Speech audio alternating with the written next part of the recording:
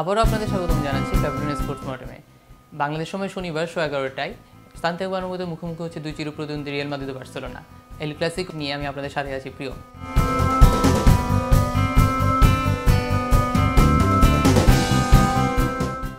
এই ম্যাচের আগে সবচেয়ে বড় প্রশ্ন, এল ক্লাসিকোর ইতিহাসে সবচেয়ে বেশি গোল দেওয়া লিওনেল মেসি কি প্রথম থেকে মাঠে নামবেন?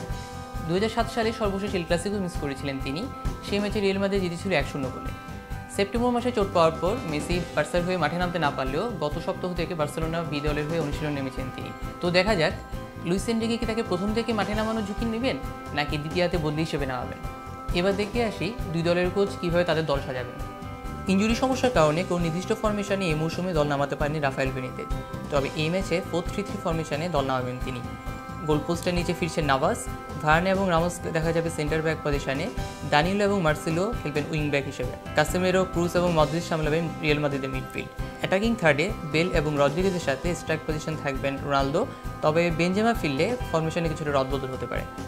অন্যদিকে লুইস এনরিকো একই ফরমেশনে দল নামাবেন। গোলপোস্টের নিচে থাকছেন ব্রাভো, পিকে এবং মার্চেলোনো সামলাবেন সেন্টার ব্যাক পজিশনটি, আলভেজ এবং আলবা থাকবেন উইং ব্যাক হিসেবে। বুস্কেটসকে ডিফেন্সিভ মিড হিসেবে রেখে রবার্তো এবং ইনিয়েস্তা থাকবেন কিছুটা উপরে। অ্যাটাকিং থার্ডে মুনিরের সাথে থাকবেন নেইমার এবং সুয়ারেজ।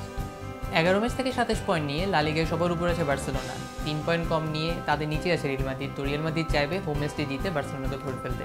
মেসির অনুপস্থিতিতে ক্যাটালানদের হয়ে গোল করা গুরু দায়িত্ব আবারও বর্তাবে নেইমার এবং সুয়ারেজের উপর, এবং তারা এই দুজন এই দায়িত্ব খুব ভালোভাবে সামলাচ্ছেন আমরা দেখছি।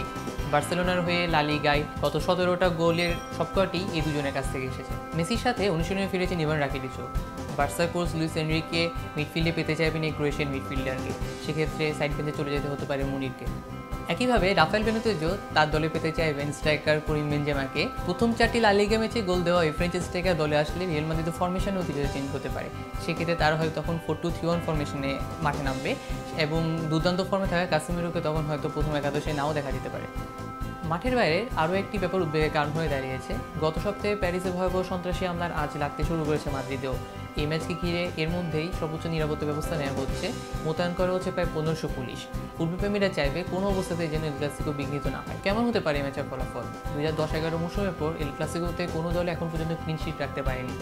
নেইমার এবং সুয়ারেজ দুর্দান্ত ফর্মে থাকলেও ঘরের মাঠে এই মৌসুমে মাত্র 1 গোল খেয়েছে রিয়াল মাদ্রিদ। তো সবকিছু বিবেচনায় একই কি হতে পারে এই ম্যাচের ফলাফল। প্যাভিলিয়ন স্পোর্টস মর্টেমে এই সপ্তাহের আয়োজন। সামনে যে কোনো বড় ম্যাচ নিয়ে আবার হাজির হবো আপনাদের সামনে। আপনাদের যে কোনো মন্তব্য জানাতে পারেন আমাদেরকে। ধন্যবাদ।